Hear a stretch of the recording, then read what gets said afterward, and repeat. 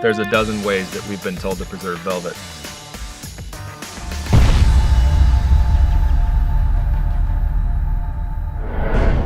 Hey guys, it's AJ Pizzoli here with Velvet Antler Technologies. So you were lucky enough to draw a tag during a velvet season.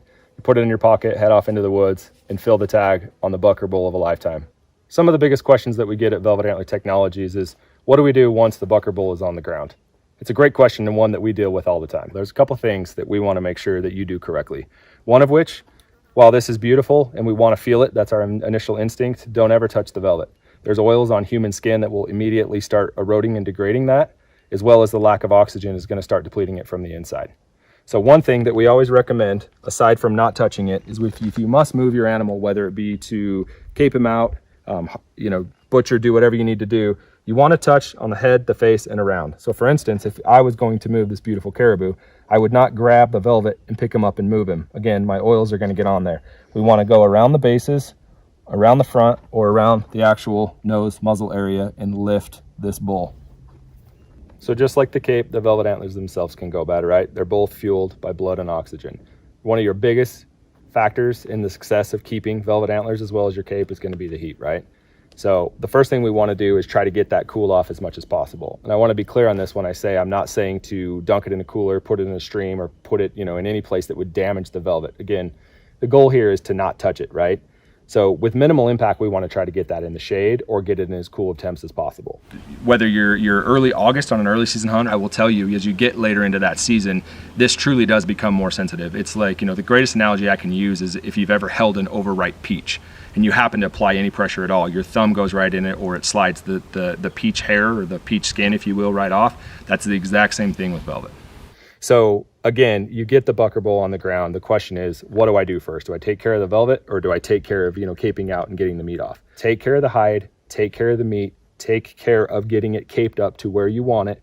As soon as you have that, again, using the head and the neck and the cape, move that into the shade. If you have the opportunity, I would recommend getting them in a freezer or getting them in, a walk-in refrigerator or something cool enough to keep the process of necrosis from occurring. So as most of you guys know, there's a dozen ways that we've been told to preserve velvet. Our solution, simple, easy, light, packable, Velvalock. Comes in the 12-ounce bottles that you can throw in your pack, keep in the trailer, keep on the four-wheeler, horse, whatever it is, and we have a gallon size for your taxidermist and those guys that go through a lot of the product.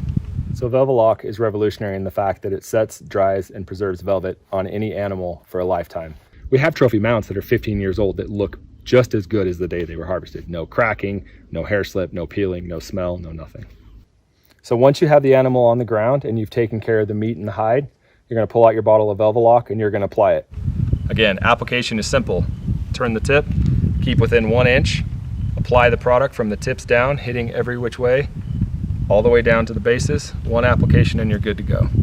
So once you've completely coated the velvet antler, again, all sides, front, back, underneath, you're going to set this aside and let it do its work.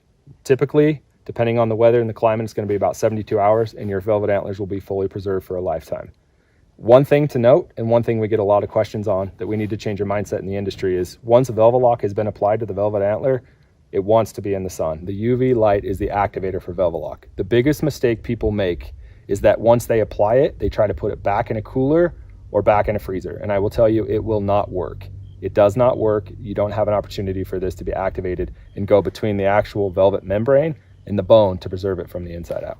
You'll know when Velvalock's done its job. You'll literally walk up to the antler. First of all, very lightly, just touch the tips and make sure we have no wiggle. The second thing would be when you feel it, you'll feel that it's hard as a bone. Literally supple, soft on the velvet, hard as a bone on the inside. You'll know because it will be exactly that. The webbing will be nice and tight. There won't be any smell to it.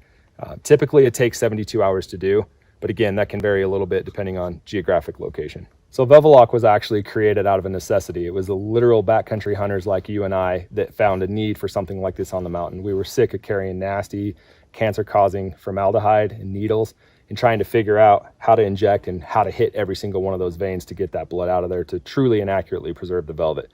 We had many failed attempts at this, and so we kind of created the need and found the industry also had a need for what we call Velvalock. It was one of those where the guide himself was in the Nevada backcountry guiding in extreme heat and noticed that a lot of their clients were paying good money to go out and harvest these beautiful animals. And unfortunately, they were either stripping the velvet or the velvet was dying off to get it back to a taxidermist. Velvet Antler Technologies can be found on Instagram at Velvet Antler Technologies, online at www.velvetantlertechnologies.com. Hey everybody, it's Devin Archibald here with Epic Outdoors and Epic Optics. Just out here finishing up our morning glassing, and just want to talk about optics. It's time of year out here in the West. We're starting to scout these summer months, and we don't go anywhere without good quality optics. We kind of live and die by them out here in the West. So if you're interested in getting some optics, whether it be binocular, spotting scope, range finders, we carry most major brands. We carry Vortex, Leica, Zeiss, Swarovski, and Sig Sauer. If you're in the market for some new optics, give us a call, 435-263-0777 for the best pricing in the industry.